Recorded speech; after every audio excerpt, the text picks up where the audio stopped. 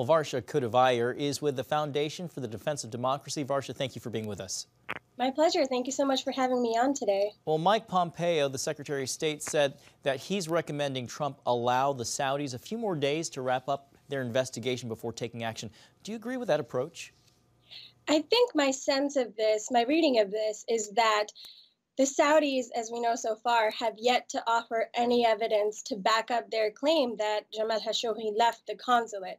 My understanding of giving the Saudis a few more days is so that the U.S. and Saudi Arabia could work together and help the Saudis come up with an explanation that would be essentially a face-saving mechanism for them to admit culpability, that it was maybe perhaps, as we've read reports, that it was an interrogation gone wrong, a botched interrogation, something of that sort that would still put responsibility for this on the Saudis while not incriminating the Crown Prince, Mohammed bin Salman.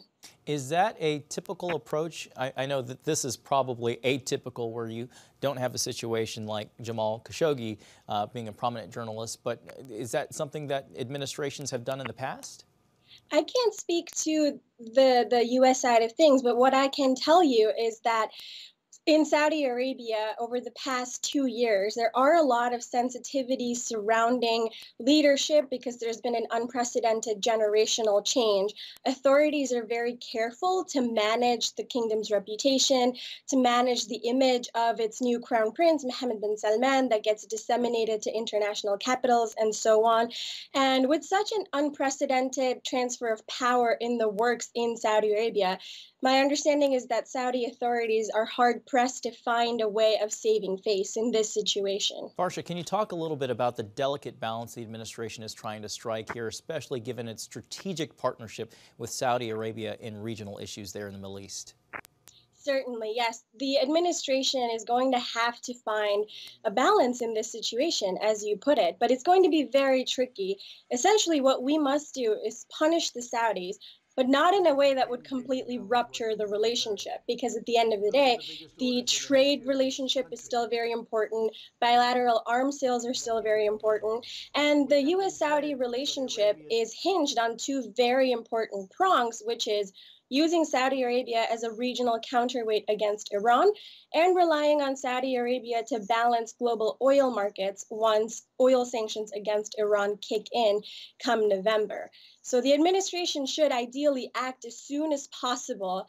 And we've already seen a lot of furor in Congress, strong bipartisan action from Congress, demanding that the president enact human rights sanctions under the Global Magnitsky Act against figures that are found responsible in this affair. That would certainly send a strong message to the Saudis that this transgression is not going to be tolerated, but it would punish them, as I said, in a way that would still keep the core of the relationship alive and intact, because there's no denying that it's a very important relationship for both countries. Do you think we'll see some hesitancy from the administration, kind of like we saw with Congress really advancing the call for sanctions against Russia and having to put that in a bigger package so the president would sign off on it?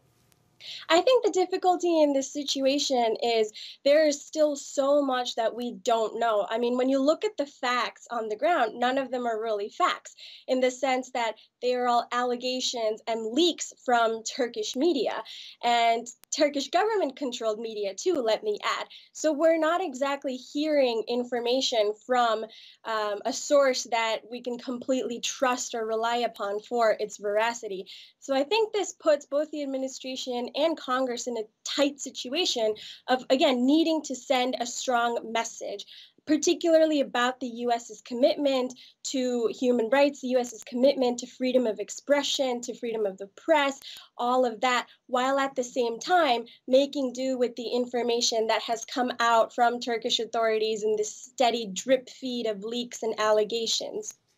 Great point on that Turkish state-run media. Along the topic of freedom of expression, the Washington Post published Jamal Khashoggi's final op-ed overnight. His editor wrote that the column, which really focused on the freedom of expression in the Arab world, perfectly captured his commitment and passion.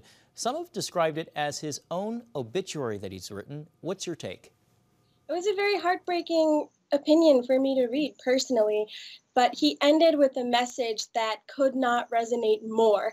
And I have it out here. And what he said was the Arab world needs a modern version of transnational media that it can essentially rely upon, that its citizens can use to understand global events. And that is such a fitting, resonating message, given that the entire media environment, if you will, that we've seen in the past 2 weeks since Khashoggi's disappearance, it's all been shaped by disinformation campaigns carried out by Saudi Arabia and Turkey. It's been shaped by leaks. It's been shaped by allegations. His final op-ed, it's a tragic note to end his life with, but he captures so perfectly the dilemma that we all find ourselves in right now. Well, definitely, even in death, he's shining the light on the issue. Varsha Khodavayar, thank you so much for joining us. My pleasure. Thank you.